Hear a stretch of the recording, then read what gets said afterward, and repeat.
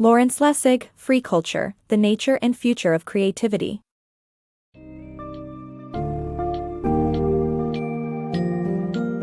Dive into the world of copyrights, creative property, and the implications for our digital age with Lawrence Lessig's Free Culture, The Nature and Future of Creativity.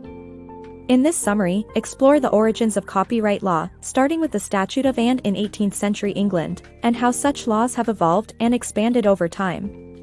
Discover the impact of the digital era on copyright issues, the controversies arising from piracy, and the influence of media giants in shaping the market. Throughout this exploration, consider the consequences of these developments on our society and creative culture and the proposals for a more balanced approach.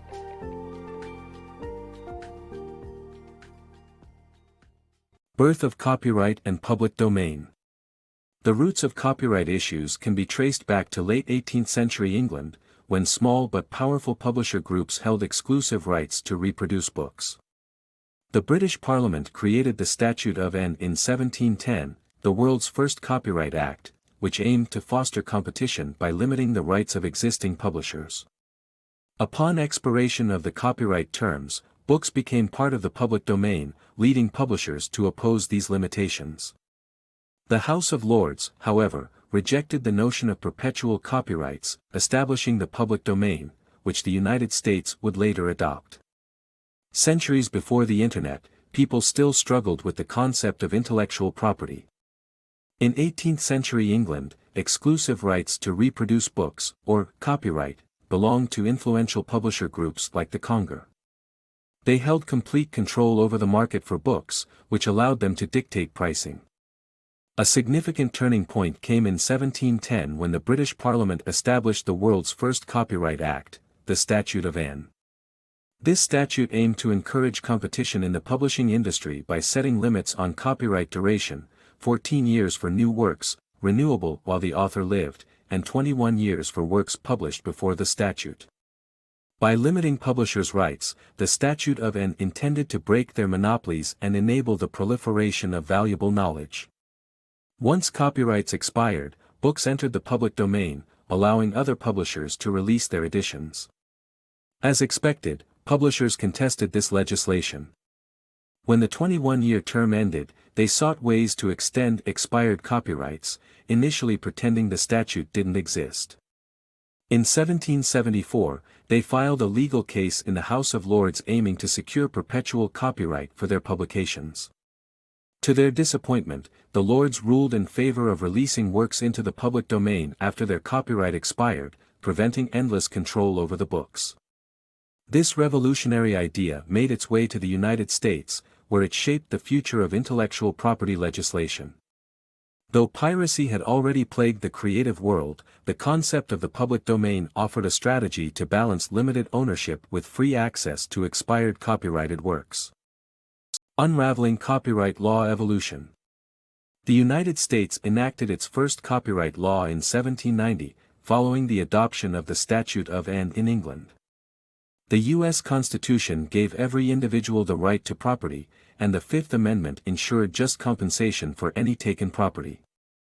However, the Constitution put the power to grant rights and eventually withdraw creative property rights for public domain access in the hands of Congress. To promote healthy competition, prevent monopolies, and encourage creativity, Congress originally granted only 14-year copyright terms to protect specific creative properties. But as media evolved, so did the duration of copyright terms. Congress has extended the terms 13 times since 1831, leading to near-perpetual rights that stand in contrast to the Constitution's intentions while remaining unchallenged. Digital dilemma, copyrights redefined. The Internet has dramatically altered our consumption of information, challenging traditional concepts of copyrights. Unlike tangible products of the past, digital content is intangible and can be effortlessly reproduced without any physical loss. However, the law still treats these digital files as though they were physical items, leading to numerous copyright infringement cases. This rigidity hinders the full potential of the Internet and sometimes unjustly punishes innovators like Jesse Jordan, who was sued for creating a search engine that indexed files within his university's network. The Internet's ubiquity has not only changed how we access information but has also shaken the foundations of copyright principles. In the past, reproducing books was costly and tedious, whereas today, digital content can be replicated with ease. One prime example of this digital dilemma lies in the realm of digital music. Downloading an MP3 file does not equate to stealing a physical CD from a store, as there is no tangible loss. Alas, the law still equates digital files like MP3s to their physical counterparts like CDs, making digital downloading an act of copyright infringement. This legal rigidity has hindered the Internet's potential and spawned numerous cases of alleged infringement. One striking example is the case of Jesse Jordan, a student who developed a search engine that indexed files within his university's network. Despite not having distributed or downloaded music illegally, the Recording Industry Association of America, RIAA, sued him for copyright violation in 2003. Facing insurmountable legal fees, Jordan eventually settled with the RIAA, handing over his entire life savings. Jordan's case serves as a stark reminder of the legal challenges the digital world faces. In September 2003 alone, the RIAA sued 261 individuals for supposed copyright violations. As we move forward in the ever-evolving digital age, it's crucial to examine the impact of circumventing copyrights on the media landscape and strive to find a balanced approach that advances the potential of the Internet without compromising the rights of creators. Birth of industries through piracy. Piracy has played a crucial role in the birth and growth of various media industries. The movie industry sprouted from copying camera and film technology. Early movie pioneers rebelled against Thomas Edison's monopolistic motion pictures patents company, MPPC, and fled to California, resulting in Hollywood's emergence. Meanwhile, the record industry grappled with composer and performer rights in the early days of recorded music. In 1909, Congress mandated recording artists to obtain permission and pay composers a set fee, balancing creativity with financial remuneration. Radio and cable television industries also owe their beginnings to piracy. In the early 20th century, the movie industry emerged by challenging the monopolistic control of technological inventions. Thomas Edison, the inventor of filmmaking technology, established the MPPC to dominate camera and film usage. However, independent companies defied the MPPC, using unauthorized equipment and enduring hostile actions. These rebels fled to California, where they thrived until Edison's patents expired. Without piracy, Hollywood might not have come into existence. The record industry also experienced a complex relationship with piracy, particularly regarding the rights of composers and performers. In the era of phonographs, composers dominated control over copies and performances of their musical works. With the advent of recorded music, the ownership of rights became uncertain, raising questions about payment obligations for reproducing or performing a composer's work. To address this issue, Congress stepped in, changing the law in 1909 to require recording artists to obtain the composer's permission and pay a set fee. This change ensured that artists maintained control over their creations while benefiting from increased publicity, and the public enjoyed a richer variety of music. Similarly, the radio and cable television industries were born from piracy, benefiting from the unauthorized use of technologies or content. These examples show that various media sectors have their roots in piracy, highlighting the fine balance between safeguarding creative property and fostering innovation. The art of sharing creativity. Sometimes taking something that isn't yours can actually benefit society. For instance, content creators may provide uncopyrighted materials for free to generate interest in their work. People can access and share these legally and may decide to purchase the actual product afterward. Science fiction author Cory Doctorow launched his successful book this way. Additionally, downloading hard-to-find copyrighted material can help preserve and share cultural goods, even if it's technically illegal. This act might be viewed as harmless to the artist, especially if they are no longer profiting from the work. A complex piracy dilemma. Downloading copyrighted material can be both detrimental and advantageous in different scenarios. Sometimes, peer-to-peer sharing helps promote creators' work and acts as unofficial advertising, encouraging potential buyers to sample content before purchasing. However, it can become harmful when individuals download content instead of buying it, thereby limiting potential profits for the artists. The correlation between piracy and weak sales is not always clear, and while technology is often blamed, it's uncertain if that's the real cause. As we dive into the gray area of copyright material downloading, one may wonder if acquiring the latest single by Rihanna or an episode of the popular series Game of Thrones is right or wrong. The answer lies in the intent behind the action. While it's true that certain forms of piracy are illegal, they sometimes benefit the creators and occasionally, even society. Take file sharing for instance, where individuals share copyrighted material to sample it before considering a purchase. This is commonly done through peer-to-peer, P2P, sharing, where users exchange files on an open network, which, although unlawful, creates a form of advertising for the creators. However, the game changes when people start downloading content instead of actually buying it. This act is profoundly damaging, as it robs artists of potential earnings. Most individuals who download music have no intention of purchasing the album in the physical form. The recording industry tends to attribute dwindling sales to technology, but it's challenging to pinpoint whether this is the only reason. As an example, the RIAA reported a drop in sales by 6.7% in 2002, even though 2.1 billion CDs were downloaded for free that year. Yet, despite a 2.6 times increase in CD downloads, sales fell only slightly, signifying a weak connection between downloads and sales. The factors contributing to this correlation remain ambiguous. Thus, although piracy can provide cultural dissemination beyond existing copyright laws, we must also consider the complexity of legal obstacles that may hinder this process. Media giants stifle innovation. When a small number of media giants dominate the market, they can use their influence to halt technological advancements and squash competitors, effectively maintaining their power. A prime example is the music industry, where 5 companies controlled around 85% of the American media sector in 2003.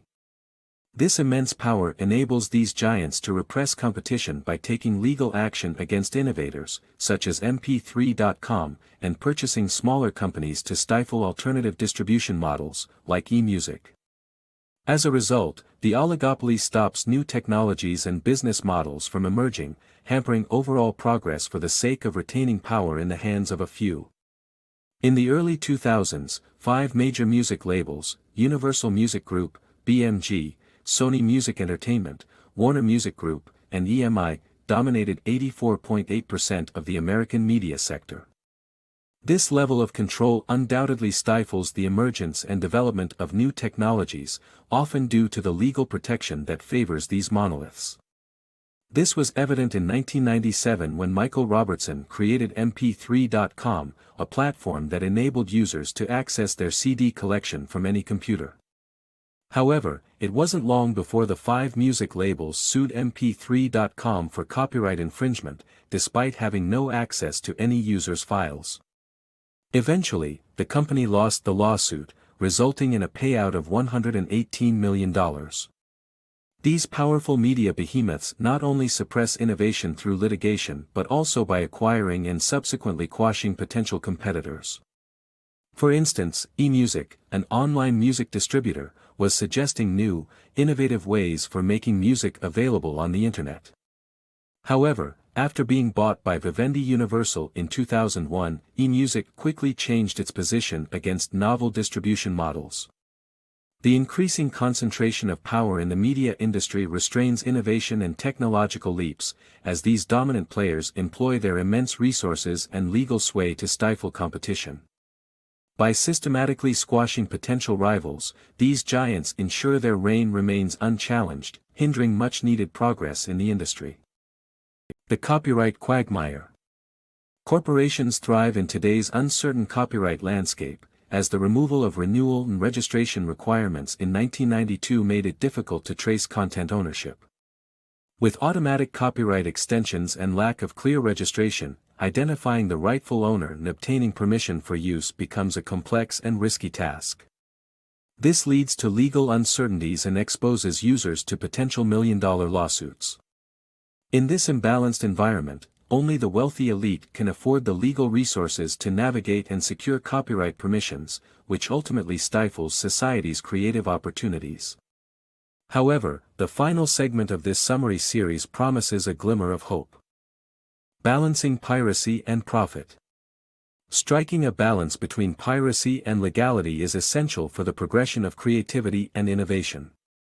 To reform copyright, we should restore registration and renewal formalities for copyrighted works and improve the efficiency of the Copyright Office. The office could be privately run if approved by the government. Free culture and commercial interest can coexist, with businesses benefiting from open access to knowledge, as seen with law journals and open-source software. The Creative Commons project facilitates better understanding of copyrights and promotes collaboration, proving that free culture does not equate to zero profit. Reforming the copyright process is crucial for creativity and innovation. The first step is restoring the registration, renewal, and marking formalities that were removed in 1992, which will simplify obtaining permissions.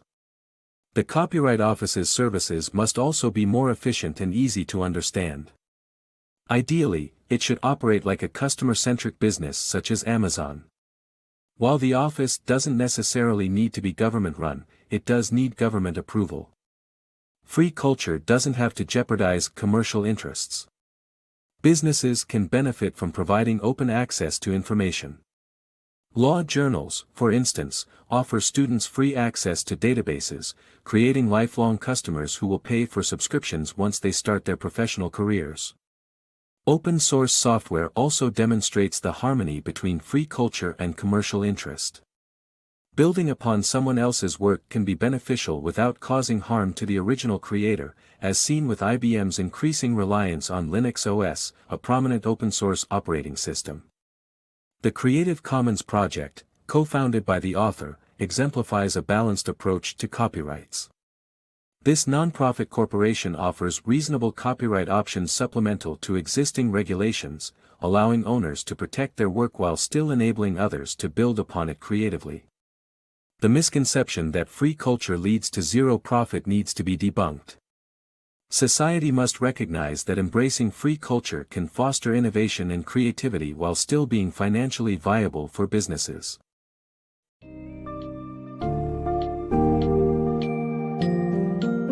In Free Culture, The Nature and Future of Creativity, Lawrence Lessig provides a thorough examination of the complexities surrounding copyrights, creative property, and their evolution in the digital age. The summary highlights the history of copyright law from its origins to its current state, the implications of piracy and media conglomerates on creativity and progress, as well as the benefits and drawbacks of certain types of taking. Furthermore, Lessig suggests potential reforms and initiatives to strike a balance between protecting intellectual property and fostering creativity. By understanding these perspectives, readers gain a clearer comprehension of the significance and relevance of these issues in today's rapidly changing world.